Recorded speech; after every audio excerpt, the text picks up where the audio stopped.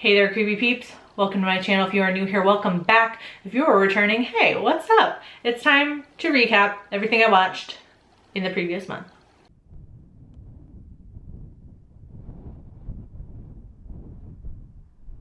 So as the title suggests, we're gonna go over everything I watched in January, which is kind of a lot on top of all the new horror movies we got this year, everything my patrons requested of me to watch. And I started doing a horror movie challenge, which I'll get into in a little bit. I watched quite a lot. The only thing you're not gonna see on here, unfortunately, is Gretel and Hansel. If you follow me on Letterboxd, you'll see me log it on Friday, but because of my schedule this week, I have to record this on Thursday, and it's Thursday morning, mind you, so I haven't seen Gretel and Hansel yet. I'm sorry, that'll be the only thing that's not included in this. Okay, so to kick it off at the very beginning of January, the first thing I watched was Terror Train, and it was actually requested of me from Azul, one of my patrons. Terror Train is about a masked killer who targets 6 college kids responsible for a prank gone wrong 3 years earlier and who are currently throwing a large New Year's Eve costume party aboard a moving train. Hence why I watched this one right at the beginning of January, because it's New Year's themed, so it was very, you know, apropos to watch it then. Not bad, I have to say. It was a pretty, like, classic themed slasher. Themed slashers were super popular for a while there. And I was familiar with the name of the movie, Terror Train, but I just never knew that it, like, was set around New Year's. Not a whole lot of, like, New Year's themed horror I'm finding, but I'm glad I saw this one. I do have to say though, out of all the like Jamie Lee Curtis horror movies I've seen at this point, this might be my least favorite, although that's not saying a whole lot because I obviously, as you can see from my rating, did not think this movie was awful. And it didn't have anything to do with like Jamie Lee Curtis herself. It was more the setting, being on a train, which at first was kind of cool, and then it got kind of boring for one thing because we were just hopping back and forth between a bunch of similar cars. It got monotonous, but it also was kind of confusing because they never really establish, I mean, obviously you know the layout of a train, it's just, you know, just isn't a straight line, you have to move through different cars, but they kind of don't, they don't really do anything to help you establish like what cars are where, and you're kind of just like jumping around from car to car, and it's very disorienting and you don't know where people are in relation to each other. I do like the kind of like magician elements in the film. There's a lot to do with like magic and like parlor tricks and things like that. I do like that. It, you know, it's a little bit cheesy, but these types of slashers usually are, and that's what you're looking for. But the ending kind of dragged a little bit for me, I gotta say. So this one, while I like, you know, I enjoyed watching it, it was a 3 out of 5 for me. It was okay. And then I saw The Grudge, which you could see my full Come With Me review of if you want. You know, just click back on my channel a little bit. Yeah, not a great start to January horror, gotta say, or to 2020 horror. Not a great start. And then I watched Starfish, which was requested of me by Ben. And Starfish is a unique, intimate, and honest portrayal of a girl grieving for the loss of her best friend that just so happens to take place on the day that the world as we know it ends. Well, you know, way to throw my brain into chaos at the very beginning of the year, Ben. This is a movie that I'm gonna have to watch a couple more times. Like, it's just one that you need to watch a few more times. It's not the most straightforward movie. That's, you know, it's not the point to be straightforward, but yeah, it's one that you're gonna want to watch a couple of times. The soundtrack though, like, slaps. I don't know what like specific genre of music this is. It's kind of just like super like chill, like indie sort of. I don't know. I don't know what genre it is, but it's really good. It's also one of those movies that you can interpret many different ways. You can see it as like literal, just being the end of the world. This girl trying to survive, you know, after suffering the loss of her friend, and now she's got to deal with the end of the world. Or you can see it as like a huge metaphor for like loss and depression. It's just one of those that you can watch many different ways, and I like that because it makes each viewing experience a little bit different. Then I watched The Golem from 1915. Lizzie from Carnage Candy is also doing this, and I highly suggest you check out her channel because she's doing like one of these movie reviews every single day. There's a book, 101 horror movies you must watch before you die. You must see before you die, whatever the exact title is. And my homegirl Lizzie is going like day by day and doing like all 101, which, you crazy. Just going through and watching the ones out of that book that I haven't already seen, and I'm just reviewing them for my patrons, so they're like exclusive movie reviews. So as you can see from my rating, though, I thought it was just okay. In terms of like early horror movies, this one wasn't my favorite, but can definitely see the influence that it had on the genre for sure. Then I watched In Fabric, which you can also see my full review of if you want. Gave it a 2.5. It was like, you know, I was middle of the road.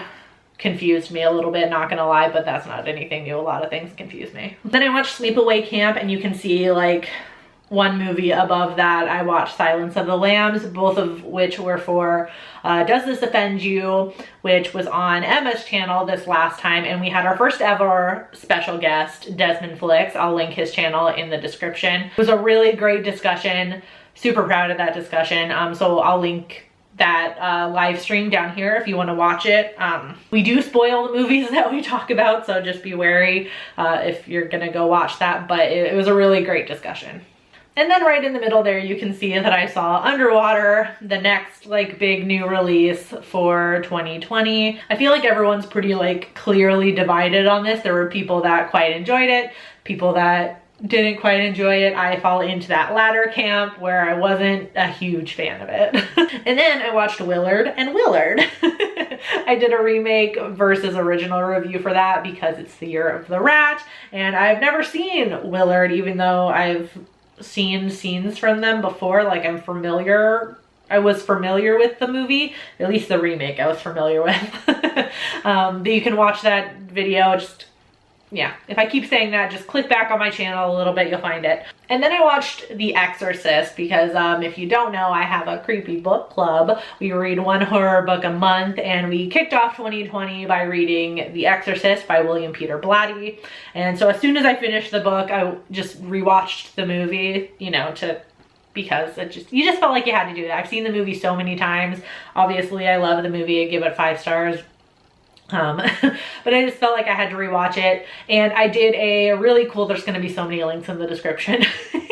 I did a really cool discussion with Sean from Nocturnal Horrors. We talked about, we talked a lot about the book, but it was overall like a book versus movie discussion, and it was really fun. Sean did a whole like 5-part series on The Exorcist too, and I was in part 3, so you should definitely check all of those out. That video will be linked in the description, so you can go to his channel and give him a subscribe. Everyone I mentioned, Lizzie, Desmond, Spooky Astronauts, and Nocturnal Horrors, go subscribe to them all if you haven't already. I watched The Devil and Father Amorth, and as you can see, I did not like it at all. I'm sorry, just a really bad documentary. It was really bad, super fake. I'm sorry. I'm not saying that Father Amorth is a fake, but the way it was shot and edited, very edited and filmed, makes it seem fake, and I think that's a disservice to Father Amorth. I think it's just, I don't know, it was like really cheesy. It felt like one big commercial for The Exorcist. Like you could play a drinking game with how many times William Friedkin says, "When I directed The Exorcist."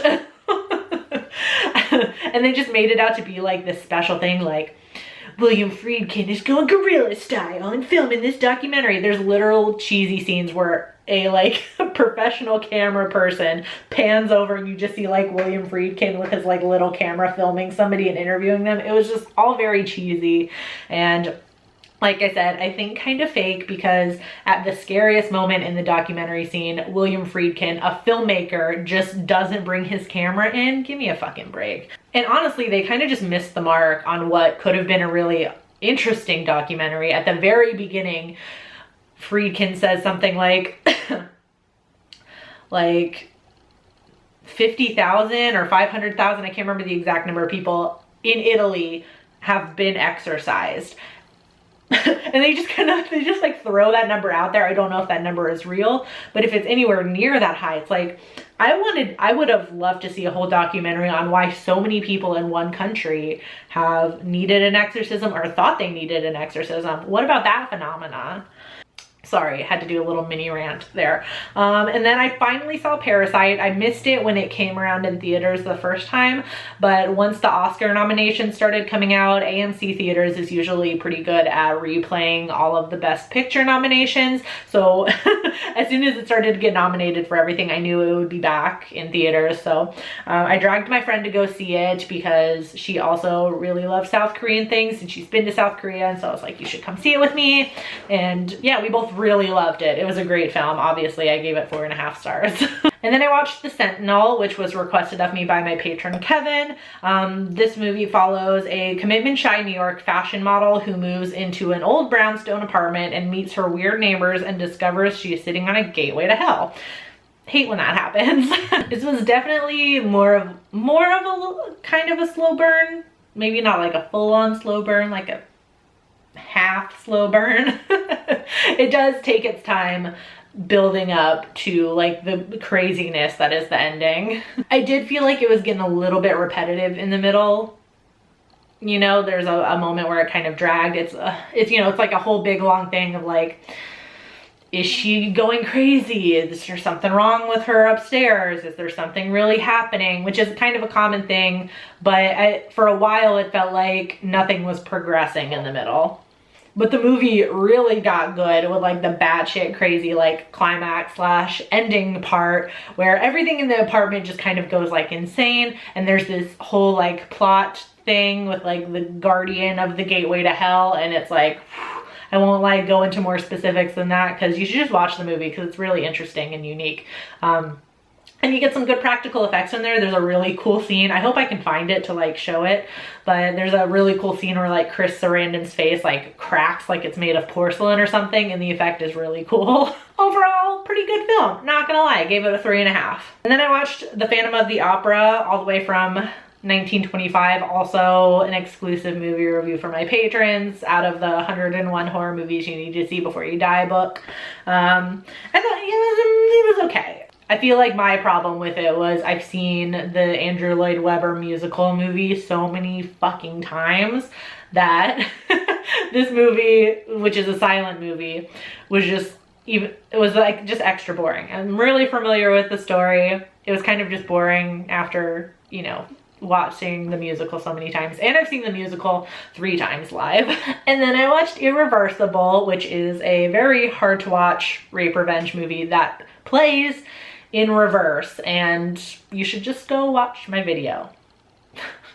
I'm surprised it didn't annoy more of you, I'm gonna be honest, but thanks for that. And then I watched Bloodline, which was requested of me to watch by Scuba Steve. Scuba Steve coming in clutch again. Like, you've been on fire with your recommendations lately, I gotta say. But the movie follows Evan, who values family above all else, and anyone who gets between him, his wife, and his newborn son learns that the hard way. But when it comes to violent tendencies, it seems the apple doesn't fall far from the tree. This is the first like leading role that Sean William Scott has had in a horror movie, and I gotta say, Homeboy kind of killed it a little bit. I'm just like, I might start a petition for more like Sean William Scott in horror movies. I loved the style of this. It's, you know, it at times feels very like, it's got like a lot of synth, kind of like neon kind of esque lighting going on. I'm not very good at describing it clearly. So it feels kind of like dark and sleek, but then there's a lot of dark humor thrown in there. And it's not a lot. It's like sprinkled in nicely. Like, it's not so much that it's like a full-on horror comedy, but it's not completely serious either. And the gore in this movie was on a level that I was not expecting, honestly. It really took me by surprise how gory and bloody this movie was. There were some choice scenes that were kind of ultra graphic, including one scene that took me all the way back to like me being 14 and in health class watching birth videos. Ooh. Yeah, that happens in this movie. But I liked the juxtaposition of like family values and like a sociopathic nature. It, like, the movie really makes you question your liking or disliking of Evan, because on one hand, he just is really protective of his family, and he really values his family, and he's like a school psychologist, like a social worker, and he really cares about his students. And you know, and on one hand, you know, when the movie starts, he's killing bad people, like, so it almost takes on like a vigilante sort of thing. So it's like you don't want to hate him, but at the same time, he's very clearly like a sociopath, and he's not okay.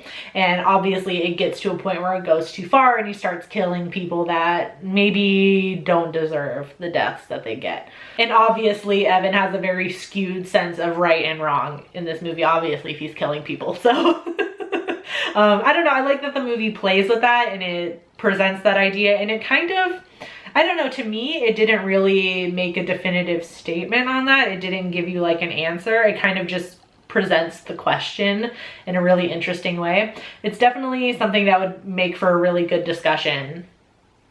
You know, maybe for future Does This Offend You? But it was a really good movie, 4 out of 5.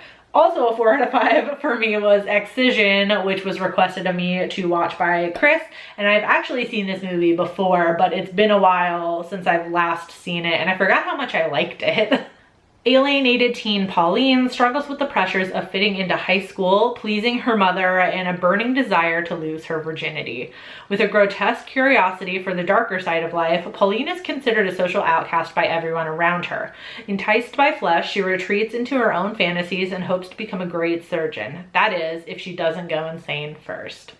Honestly, if you haven't seen this movie, you just need to experience it.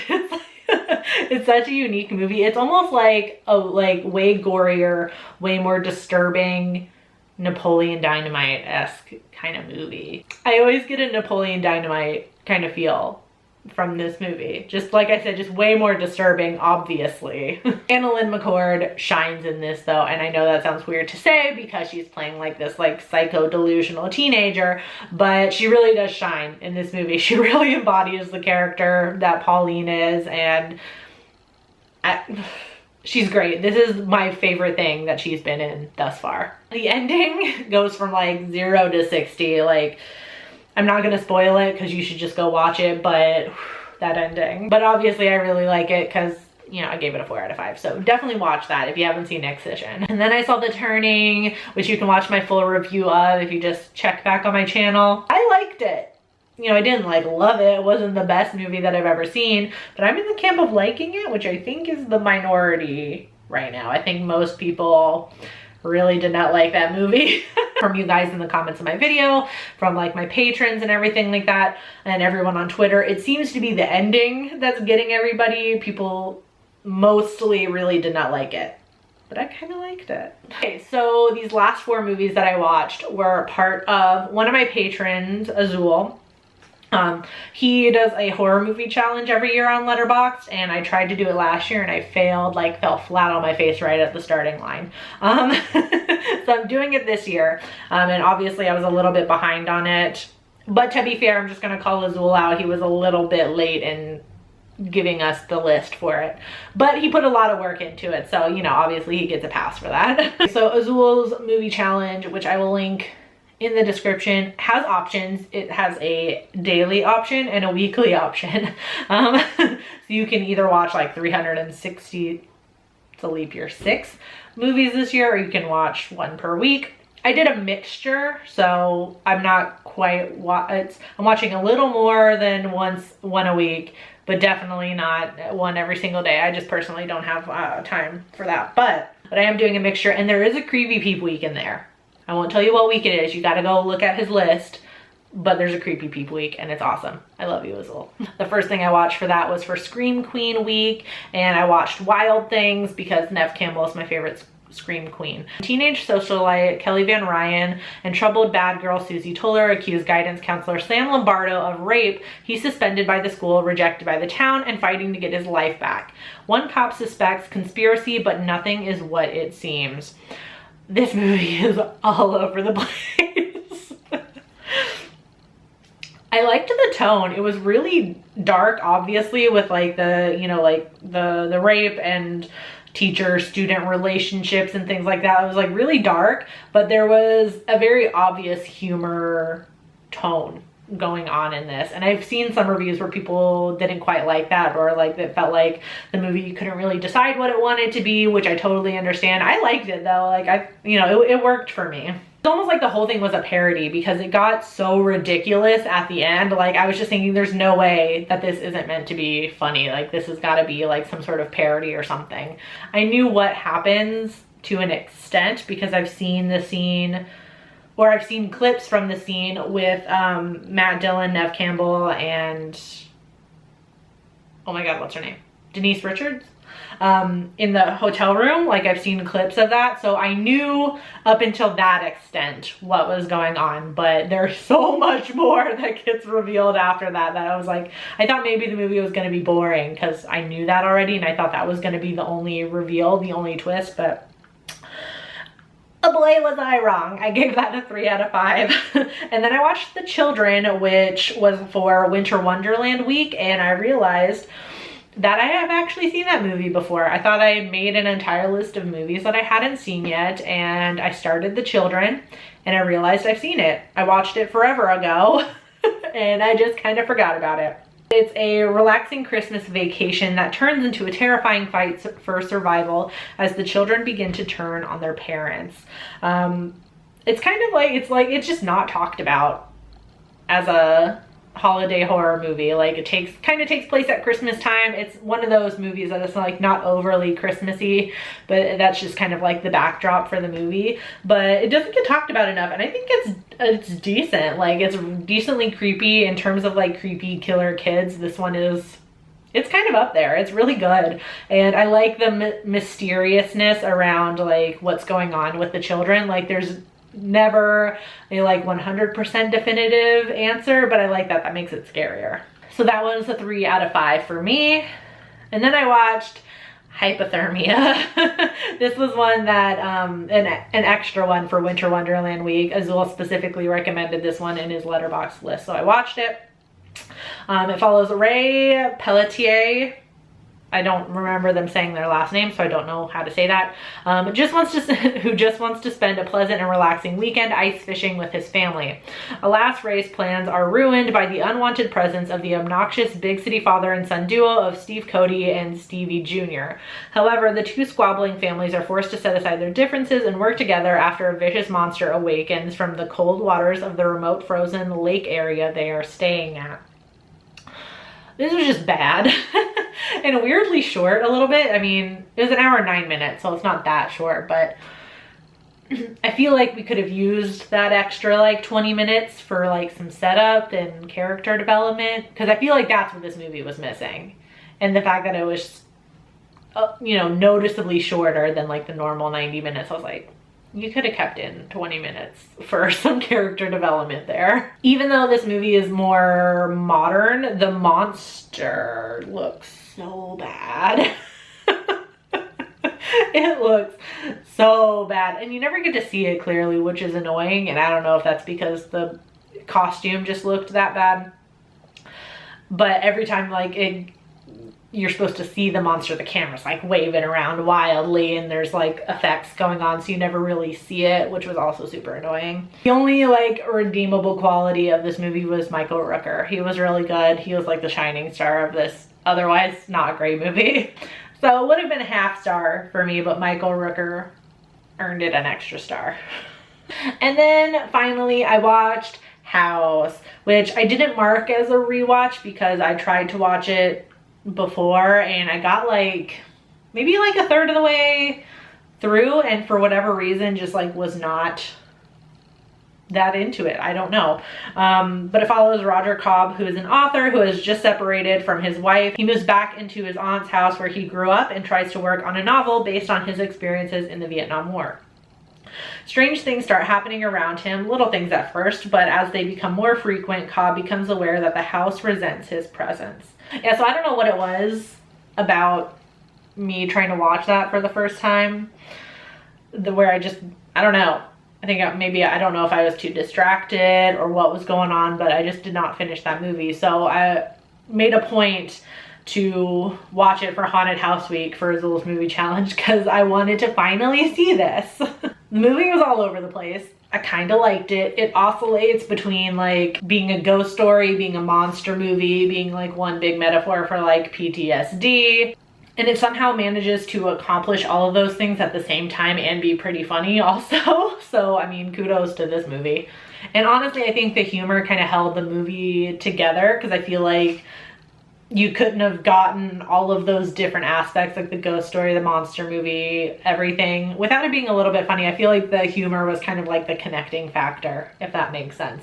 And it just gelled the movie together and it worked. And speaking of the monsters or the ghosts or whatever you want to call them, they looked super great, obviously. Practical effects, makeup effects, they looked great and crazy and grotesque. In conclusion, I don't know why it took me so damn long to watch this movie, but there you go. I gave it a 3 out of 5. I liked it. So there you have it. I know this was kind of a longer one, but that's what I watched in January. Like I said, sorry, the only thing that's not included is Gretel and Hansel. I had to film this on a certain day. I'm sorry. So let me know about all the cool things that you watched in January this past month in the comments section, please. And make sure you check out everybody that I mentioned. Just look in the description. There's tons of links for you, tons of cool stuff for you to check out. Yeah. I want to thank my creepy patron peeps for their support of my channel, and thank you to my creepy patron peeps that gave me awesome movie suggestions for this month. If you want to find out the perks to being a creepy patron peep, you can follow that link in the description. And for those of you watching, if you made it this far, thank you. I hope you enjoyed the video. If you did, please give it a thumbs up. It really does help me out. You can subscribe if you're new here. Become a creepy peep today. I post videos Monday, Wednesday, and Friday. Thank you so much for watching, and until next time, stay strange. Bye.